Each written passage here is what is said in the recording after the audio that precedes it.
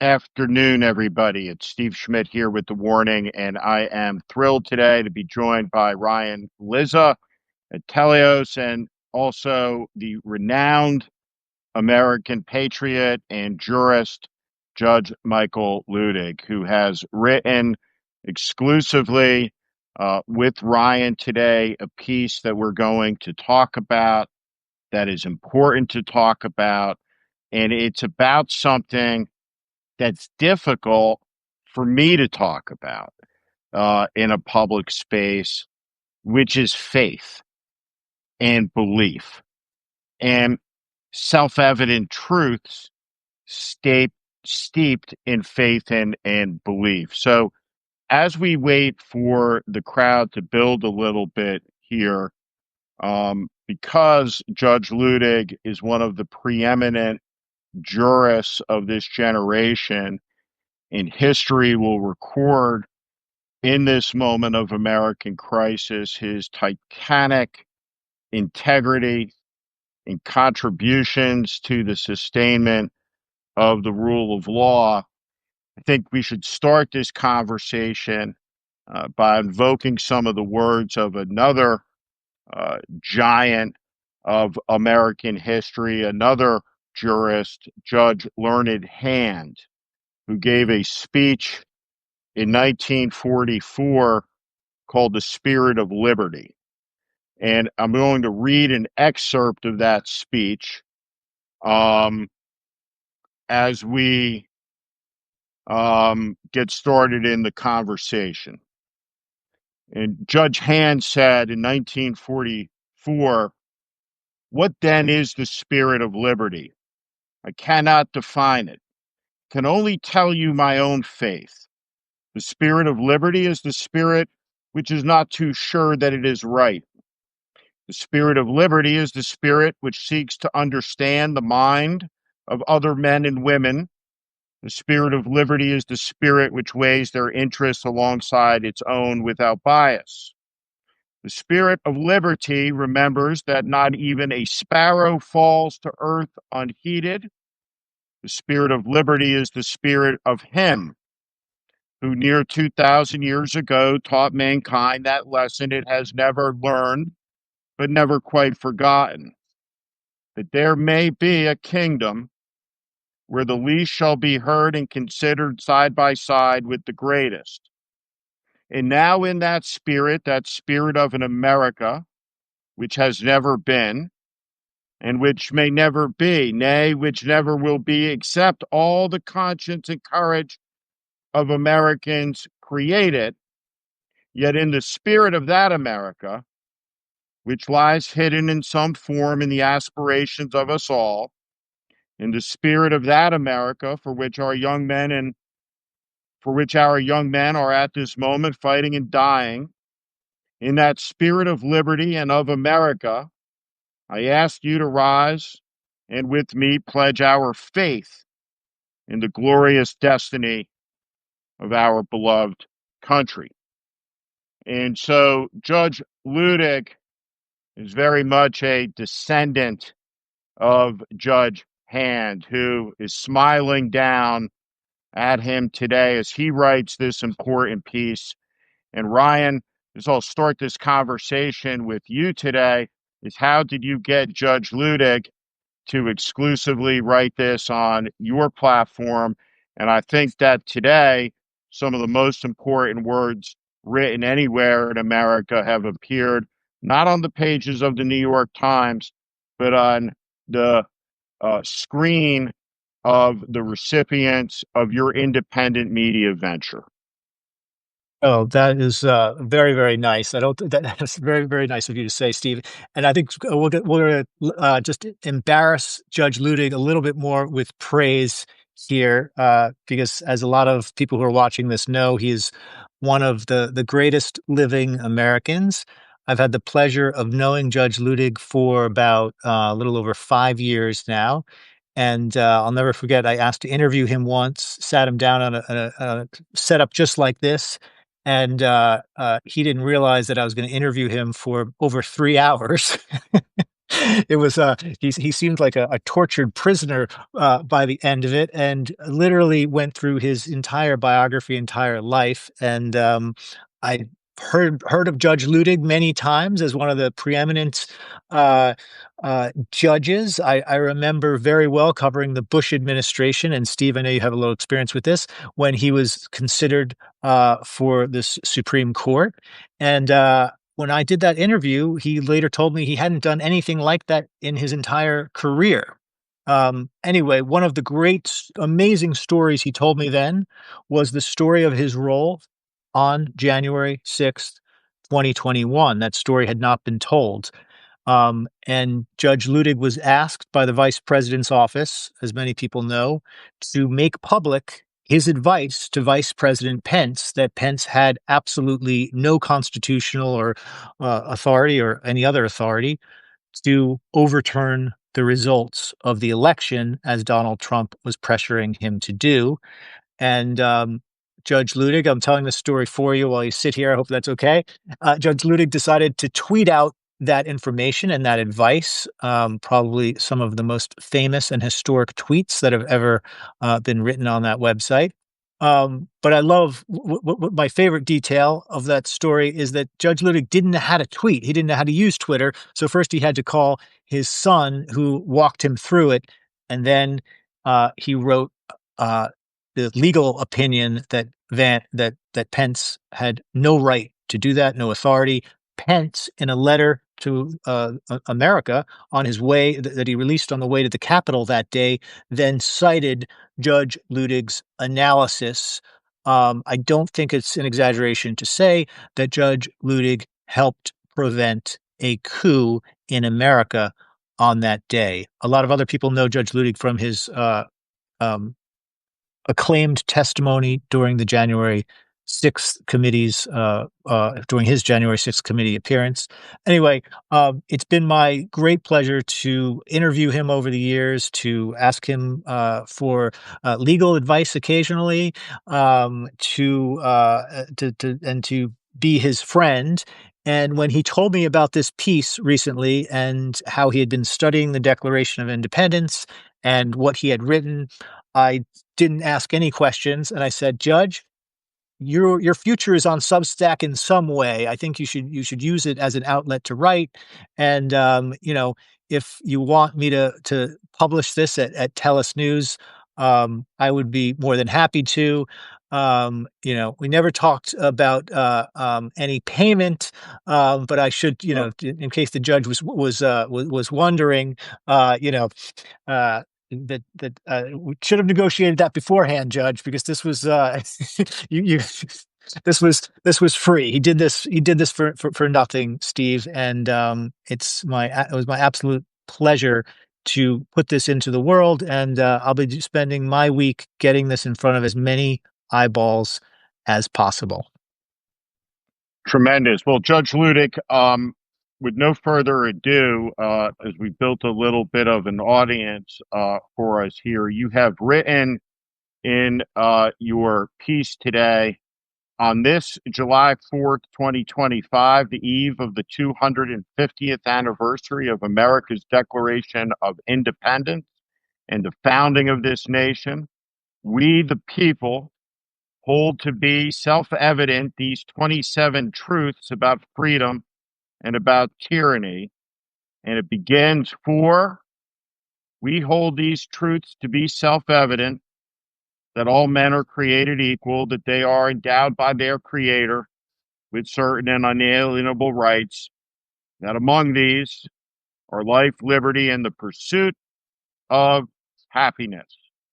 You write, government should secure, protect, and preserve our unalienable rights, liberties, and freedoms. And you go on from there. But welcome, Judge Luttig. It's an honor. What compelled you to get inside the Declaration of Independence and reassert for us as we begin this 250th year anniversary celebration of it, the core tenets, which any observer would not be criticized, I think, for observing that we seem to have lost touch with some of the things that you're writing about today, or at least some of us have. Thank you so much, Steve, and thank you so much, Ryan. Um, I I really consider myself little more, if anything, than a conduit um, for the, the the founders of our country and the framers of our Constitution to today. Today being pretty significant. We're on the eve of the 250th anniversary, if you will, of the United States of America. I am honored beyond words simply to be a conduit, if you will, and a small conduit at that, for the original Americans and the Americans down through the ages. In this sense, I am merely repeating their great thoughts. The only thing that I've done here is repeat them today, which is when they need to be repeated and learned anew by the American people. But thank you. Thank you both. Well, let's read some of them because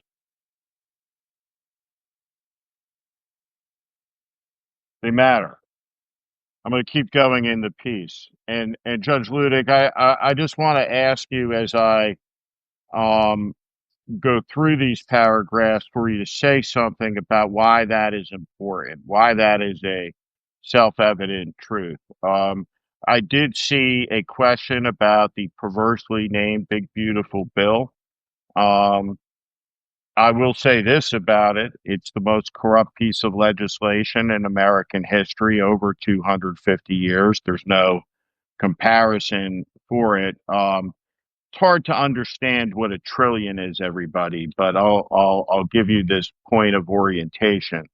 If I were to say to Judge Luttig and Ryan, I look forward to talking to you guys in a million seconds, we would be back together in 12 days. But if it didn't go well, and I said, I'll see you in a billion seconds, it would be 33 years. A trillion seconds, my friends, is 33,000 years. And that is the difference between a billion and a trillion. And this atrocious bill immorally adds 4 trillion of debt to generations of Americans not born as we crest above $40 trillion of national debt in a act of national immorality brought to us by the Trump 119th Congress. But let me continue on to the ephemeral, which is what Judge Luttig is writing today, which is this. For the king has abdicated government here by declaring us out of his protection. Government is instituted and its powers derived from the consent of we, the governed, in order that government will secure, protect, and preserve our rights, liberties, and freedoms. For to secure these rights, governments are instituted amongst men, deriving their just powers from the consent of the governed. And whenever any form of government becomes destructive of these ends, it is the right of the people to alter or to abolish it and to institute new government, laying its foundations on such principles and organizing its powers in such form as to them shall seem most likely to affect their safety and happiness. Government power is limited, and government is obligated to conform its every act to the requirements of law. which acknowledges our creation as equals and enshrines our equal and unalienable rights, liberties, and freedoms. Why, Judge, has there been a departure from this faith? Well, first, Steve, those are the most magnificent words ever written or spoken. And when I say that, I mean in the world. And all of your listeners and viewers understand that.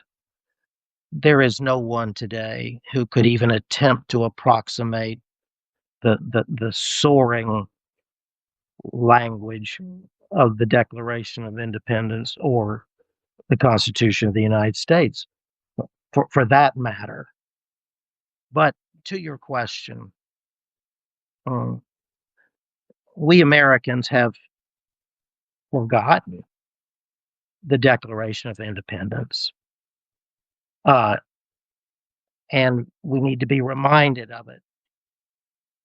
We desperately need to be reminded of it today, because this is the first time in the almost 250 years of America's existence that these ideals and this structure of government for the people are being tested. And the most that I ever hoped for in the piece that I've written is to remind the American people from whence we have come, and in so doing, to remind them of how far we have strayed from where we came from. But I would only have attempted to do that by using the words of the American colonists in the Declaration of Independence and our forefathers in the Constitution of the United States. I, like many Americans, are deeply worried about how far we have strayed from the original intent for the United States of America. That's not to say that we can't get back to that, but it is to say we're very, very far from what the Declaration of Independence and the Constitution of the United States provided to us for this country. The next paragraph begins, and this is an astonishing one. For the king gave, quote, his assent to their acts of pretended legislation, taking away our charters, abolishing our most valuable laws, and altering fundamentally the forms of our government, end quote. Every person's rights, liberties, and freedoms, as well as the rights of the majority and minority, are best secured and safeguarded by separation of the respective powers of the legislature, the executive, and the judiciary.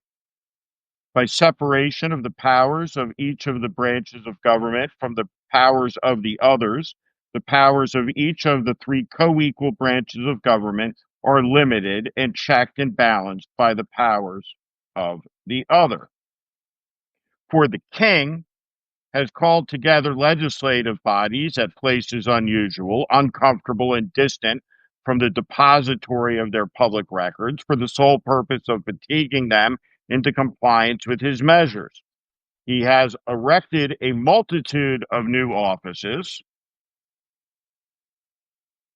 Just lost my place, but this was a money line here. He has erected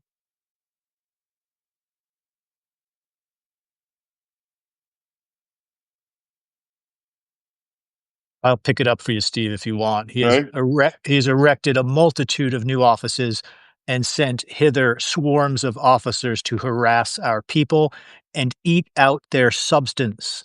And he has obstructed the administration of justice by refusing his assent to laws for establishing judiciary powers. And this is what gives birth to the nation. This is what compels these men from the 13 colonies to pledge to one another their lives and their fortunes and to commit treason against the king. And they illuminate for not just their fellow citizens about to be citizens, they illuminate it for all of history. And so when you think about the mass agents, Judge, running riot in California without badges, stuffing people into unmarked vans, how do you conceptualize that uh, in your own head against your career on the federal bench about what's happened? If someone had said to you at the turn of the millennia that that would happen in the United States by the end of the 25th year, what would you have thought? Steve, I think I will choose to answer it this way, if I may. Uh, that would never have been in the contemplation of those Americans who signed the Declaration of Independence, or, for that matter, those Americans who signed the Constitution of the United States of America.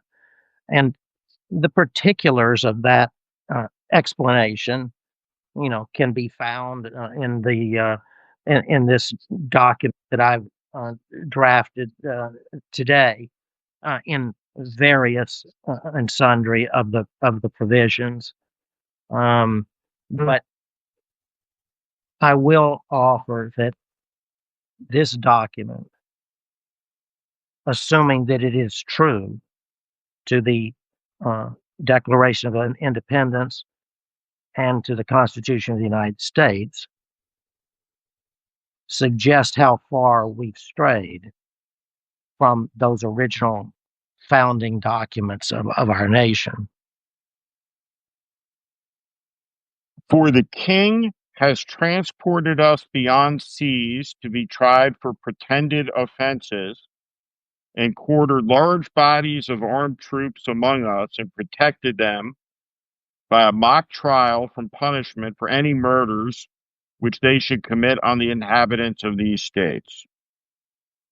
You write, all persons should have the right to counsel who is independent of the government and uninfluenced and uninfluenceable by the government, and whose highest responsibility in the representation of their client is to preserve, protect, and defend the Constitution against abuses by the government.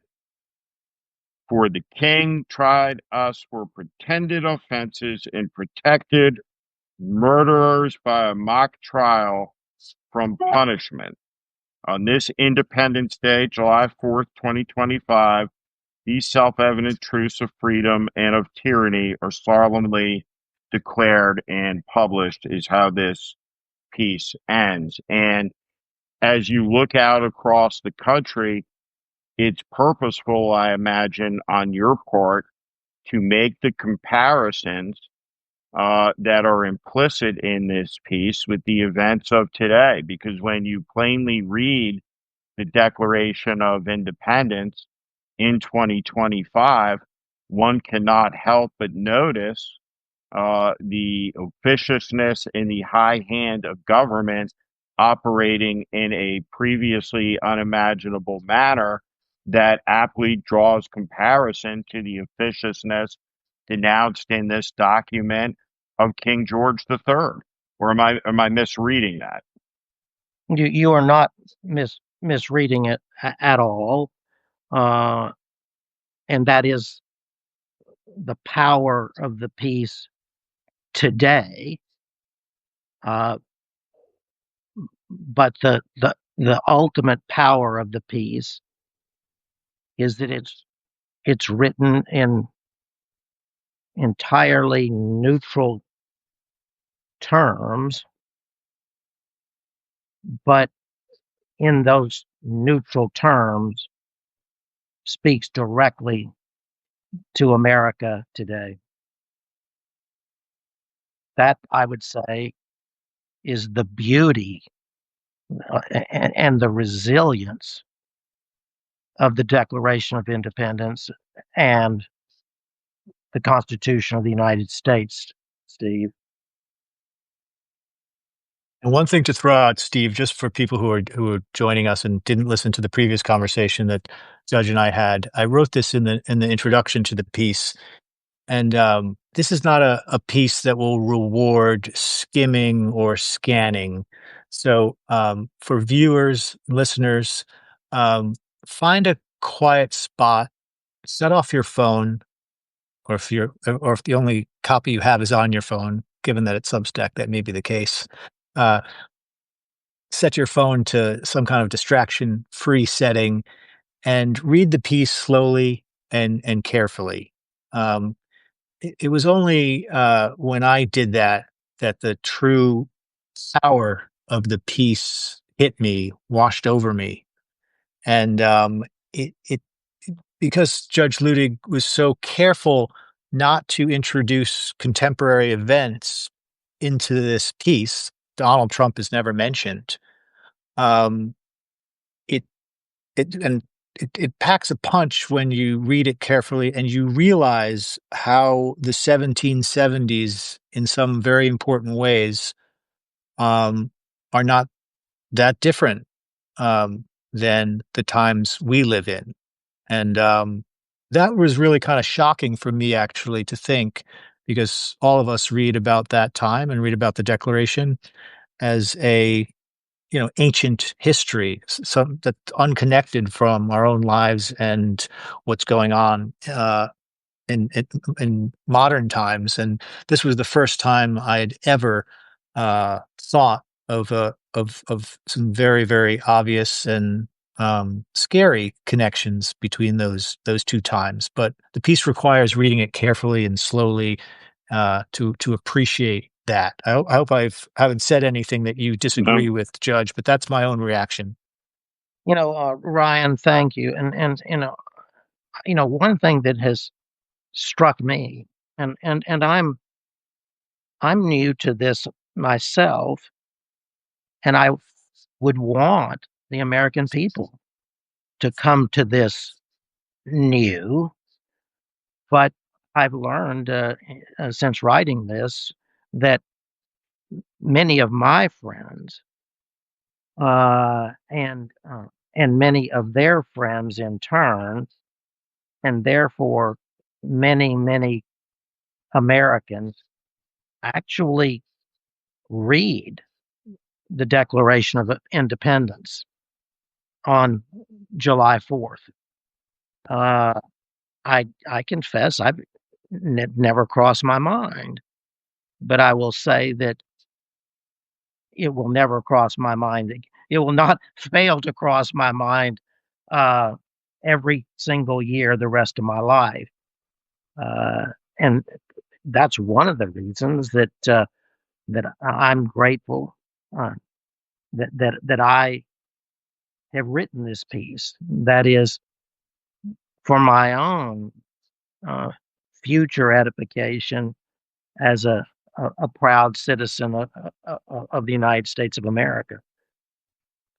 It is extraordinary to think about by candlelight in Philadelphia, Thomas Jefferson sharing a draft of this with John Adams and Benjamin Franklin, who are reading it for the first time, reading words like this. For in every stage of these oppressions, we have petitioned the king for redress in the most humble terms. Our repeated petitions have been answered only by repeated injury. A prince whose character is thus marked by every act which may define a tyrant is unfit to be the ruler of a free people. Dramatic words in the summer of 1776. And as Judge Luttig continues, right?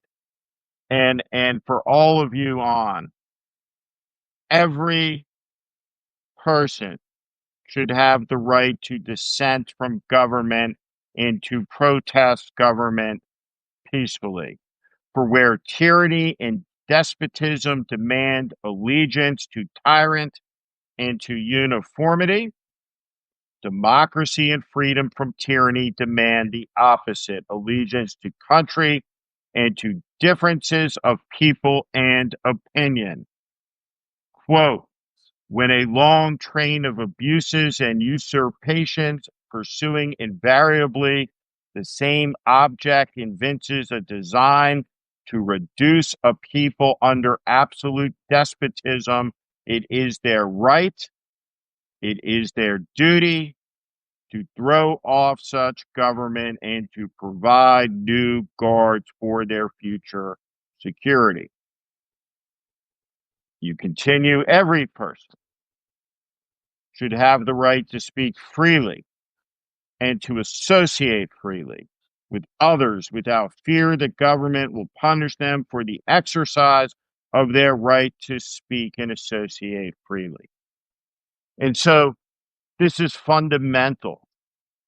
The right to believe as you believe, to think as you think, to love as you love, to be free and to pursue happiness. And it was against a tyranny that these assertions are made that say, no, we reject this dogma, this philosophy, this faith of control, this religion of power. And some of us in the country have found a new faith built around a man and his faction, but not around these words and not around the foundation that they laid for the Constitution and the Bill of Rights that would follow. So you can find this, Judge Luttig's piece on Telos, Ryan Lizza's Substack. I urge you to print it, to forward it, to share it. And the great power of these mediums is that starting from this afternoon, many, many millions of people will read this, see this, and have a chance to discuss it and reflect on it with their family, with their friends, because what we cheer is liberty on July 4th. When the smoke cleared above the lines at Yorktown, the Marquis de Lafayette saw the British flags had been taken down and replaced with white flags. And he knew the war was won. And he said, humanity has its victory, liberty has its country. And that's what we're talking about here today. Judge, when you look at the loss of faith in the American people regarding the rule of law regarding the Supreme Court, the collapse of trust between citizen and institution. What wisdom do you have about how to regain that? How does that come back? Steve, the only way possible is for the nation as a whole to re-examine itself and its founding and recommit itself to the Declaration of Independence and the Constitution of the United States of America. I'm not naive. Will that ever happen in the way I just described? Of course not. But the beginning would be for a sufficient number of Americans to do so and to recommit themselves to the ideas and the principles, first in the Declaration of Independence, and then second in the Constitution of the United States. That's what we need in America today. If there is to be any hope of returning from to whence we came, which is to say that the founders of this great nation, the authors of the Declaration of Independence and the Constitution of the United States, they knew what they were doing. And today, almost 250 years later, it would be fair to say that we the people have lost sight of the genius of our forefathers and foremothers, as captured in the Declaration of Independence and the Constitution of the United States. But that's a tragedy. And my hope is that we can return to our founding and our founding principles someday soon, and continue our path through all history in the way that we began that path, but have strayed from at this point in our history. Do you think the founders would have been more surprised that the Republic made it to the edge of 250 years, or that it took 250 years for the demagogue they worried about to well and truly and fully arise? The obviously you know our history better than I do, and I don't know that. Exactly what the founders and the framers of our Constitution feared most. I think that, just think, Steve, about the wisdom of that fear and what it understood about America for the next 1,000 years, which is to say they had this fear 250 years ago. It's hard for any of us to say how soon our founders and the framers of our Constitution would have anticipated today. But I, for one, believe, though they anticipated it, they did not anticipate it this soon in American history. And But they spoke eloquently about this moment in American history, and they warned Americans about this moment in history, and they prayed that this moment would never come.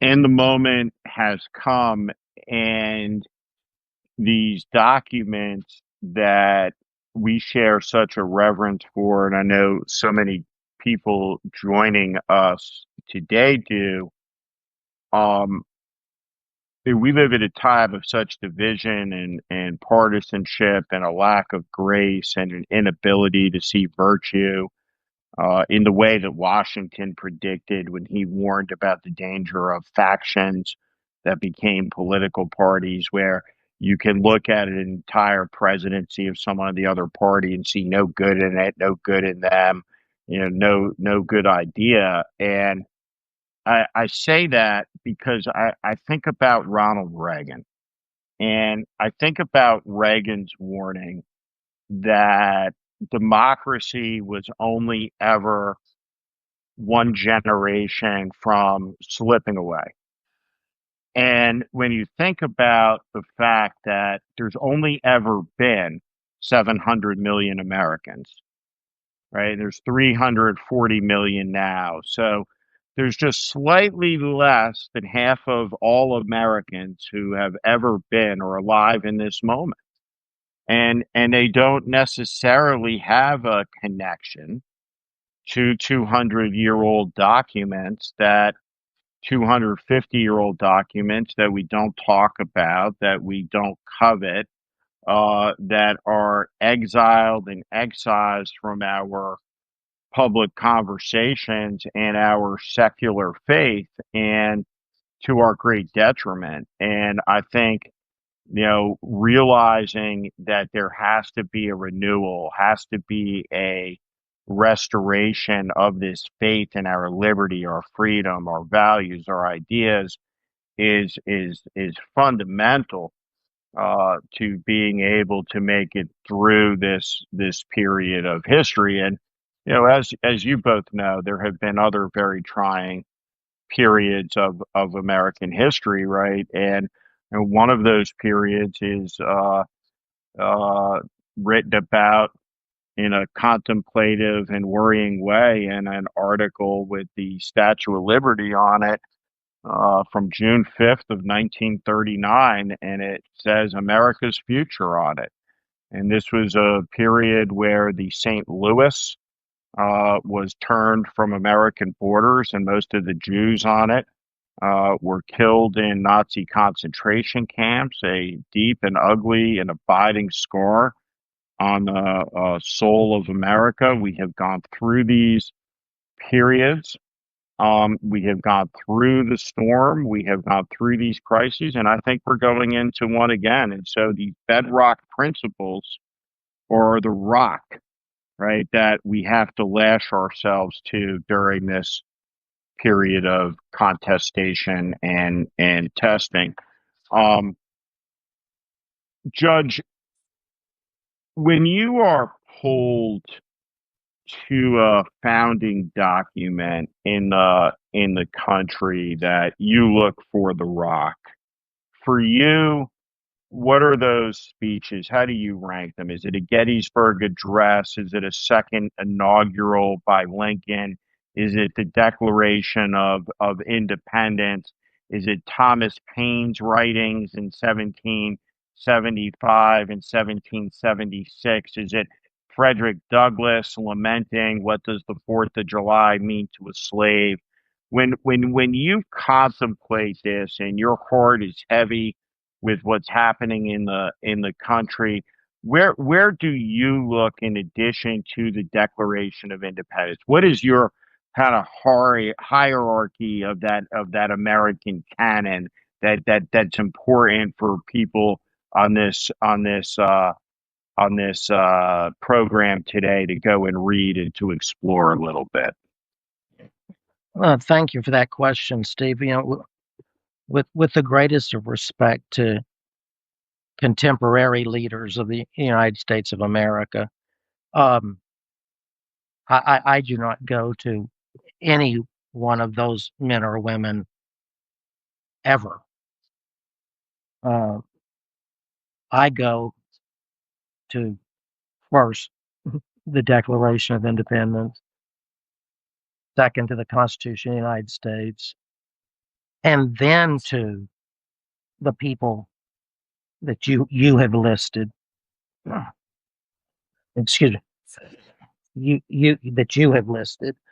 Um, the people who were of the time of the founding of our nation, because I believe that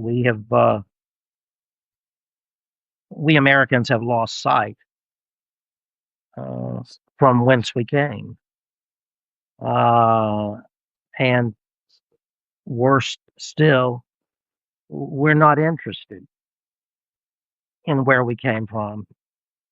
Uh, if we just stopped for a moment and thought about how lost we are today, I think it would be intuitive for Americans to go back to the founding and examine and re-examine uh, the Declaration of Independence and the Constitution of the United States.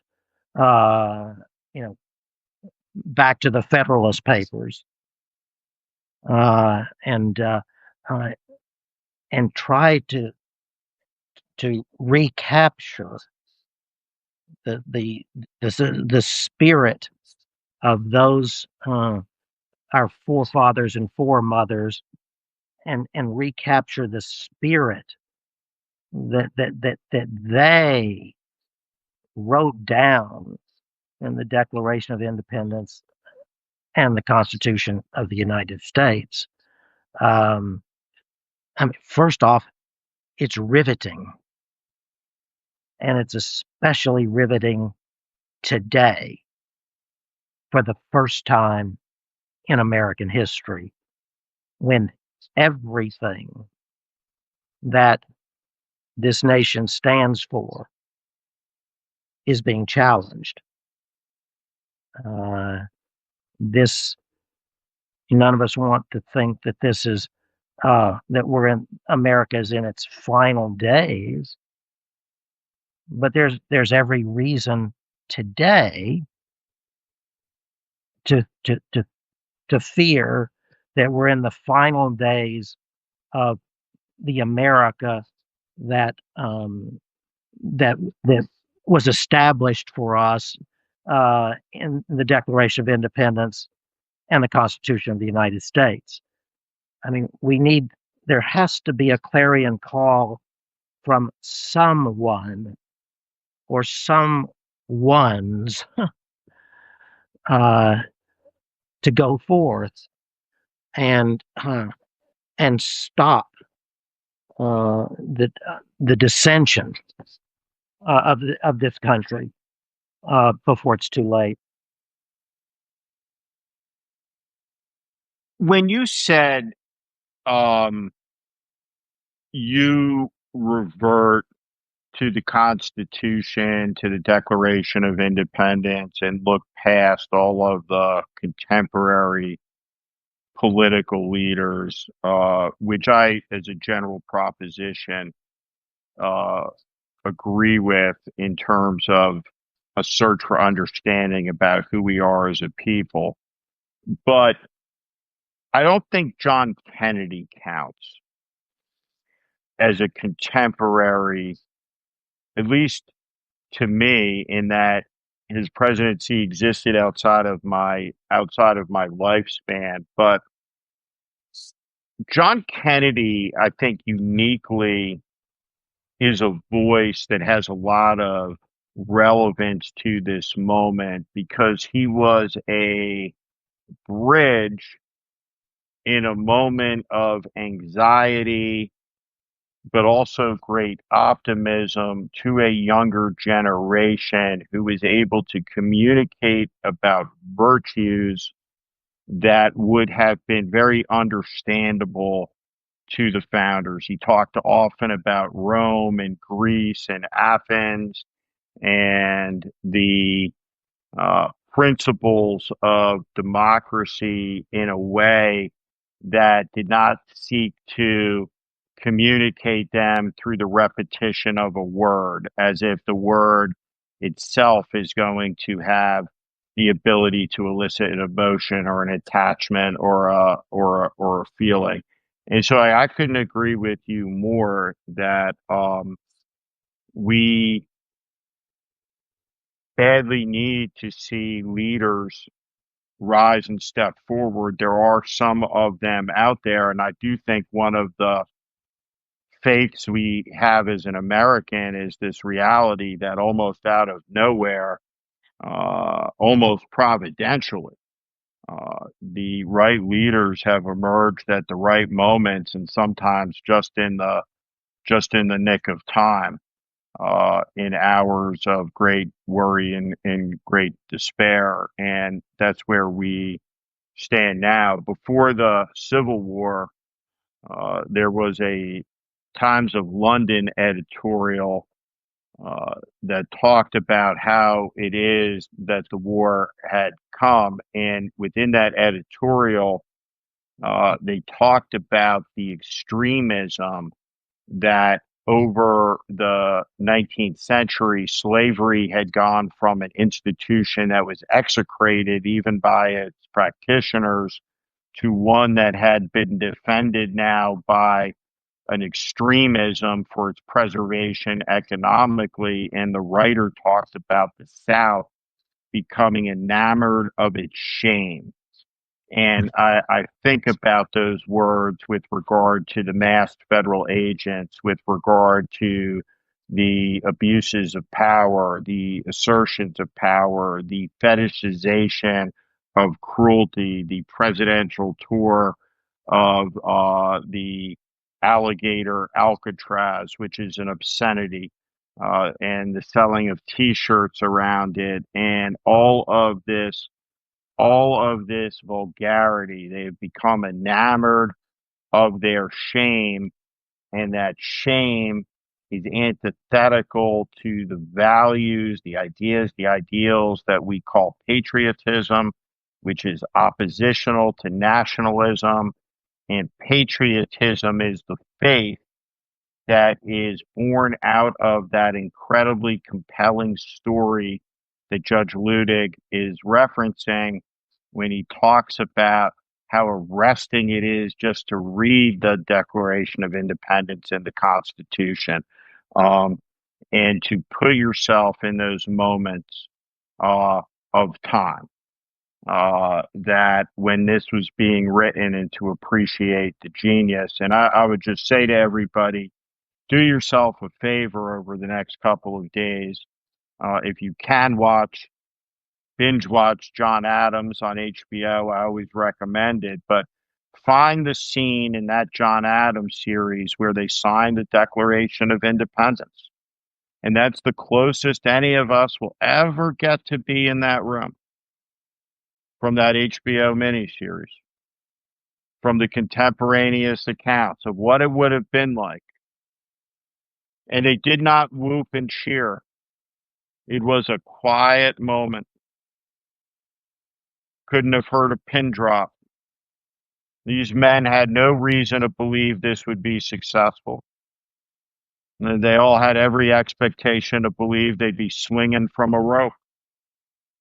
And there are 1,000 stories about the improbability of this country's endurance. And one of the things that all of us never expected to see is to be in a period of doubt and faith about the survival of the country. Yet here we are, because we had a lack of humility, I think, that we all share about the fragility of freedom and the lessons of freedom and its fragility have been handed down to us. But like children cannot hear their parents sometimes, we did not hear the warnings, but we hear them now.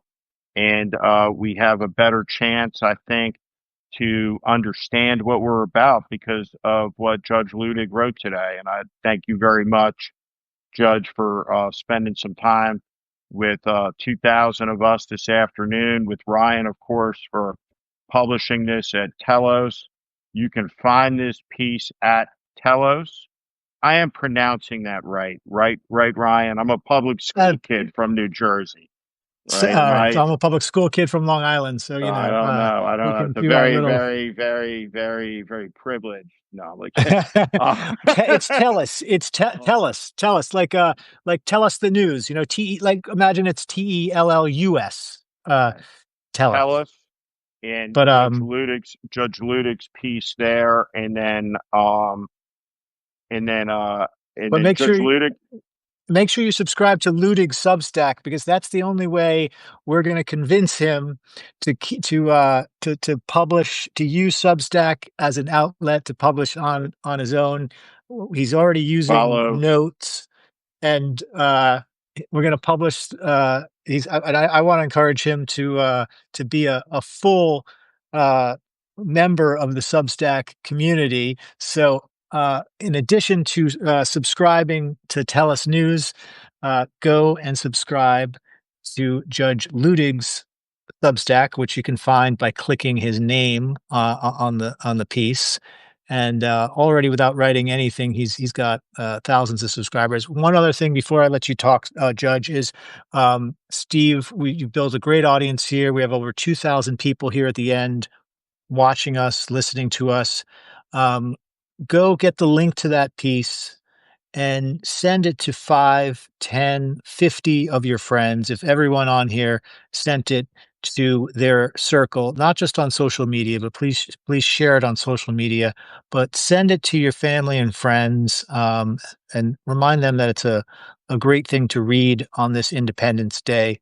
And I promised the judge I would get as many eyeballs on this piece as I possibly could if he took a chance and published it with my modest Substack. And so I want to follow through on that promise and make sure that as many Americans read this piece as possible. So please share it widely. Thank you both. I'm honored to be on with you today, and it's really a privilege for me to offer this piece of writing to the American people. I just want to, if I could, do a 100, and I'd like to share a story, if I could, with all of you. This is a true story about the history of the country, and it's a story that all of you should know, and it's a story that's about Minnesota, where we just saw political assassination. And it takes place in this context again with masked agents and all of the invective. At this hour, 162 years ago, the Confederate Army had invaded Pennsylvania, and their goal was to break the will of the North to fight, to break up the United States. And there was a general in the field named Dan Sickles. And Dan Sickles was a brave man, but he was a dumb man. And he had been a New York congressman who did something 160 some odd years before Trump said he could do it and get away with it. So Trump said he could shoot somebody in broad daylight and get away with it in New York City. Dan Sickles, the New York City congressman, actually did that in Lafayette Square, that Trump launched the gas attack on at the Episcopal Church there. And he shot his wife's lover in the head, and Dan Sickles got off with the nation's first insanity defense. And so Sickles, because the Pentagon back in those days was political, was a general at the far end of the Union line, out of position, when thousands of Alabamans charged and were coming up to the top of Little Round Top and would have swept the Union troops off of it, except for General Hancock, who becomes the Democratic nominee in 1880 for vice president, who sees what's happening. And he rides at full gallop to the end of the line, and he finds men there. And he says, "What unit is this?" And they say, "We are the 1st Minnesota." Most of them did not speak English. They were immigrants. They fixed bayonets and they charged and they turned back the Confederates. And it remains the highest casualty action in the history of the United States Army. And so on the 250th anniversary of the Army, we celebrated Trump, but not the 1st Minnesota.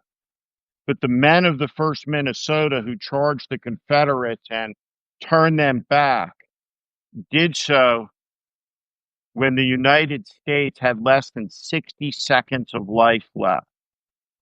Because if the Confederates had made it to the top of the hill, there was nothing between them and the White House and the Capitol. And the war would have been over. And they died without a second hesitation in an act of what Lincoln called the last full measure of devotion when he would give a speech there in October to try to talk and tell the nation what had happened there. And so what we're trying to do here is have a discussion about what's happened over 250 years, what's happened that you need to know about, because something has been passed down that we got to hang on to. And that's what Judge Luttig wrote about today. And so in a time when there is distrust, in a time when there is a collapse of faith, this is a man you're looking at on the screen who's all that a federal judge should be. A man of rectitude and probity and judgment. Patriot. The best of us. And what he wrote is important. I hope you'll share it. It's been an incredible honor to spend some time with Judge Luttig, of course, with Ryan at Tellus. Please subscribe to Judge Luttig. Subscribe to Ryan at Tellus. Have a safe and happy 4th of July. We are not celebrating drunks yelling USA, USA. We are celebrating the most sublime and ephemeral ideas in history. And as Thomas Paine said, what we value too cheaply, I forgot. He makes the point that heaven puts a high price on freedom because freedom is worth that price. And thank you both for being with us today. Thank all of you, good Americans, for joining for this conversation. Good afternoon, everybody. Thanks, Steve. Appreciate it. You bet. Thank you, Judge. Thank you, Steve.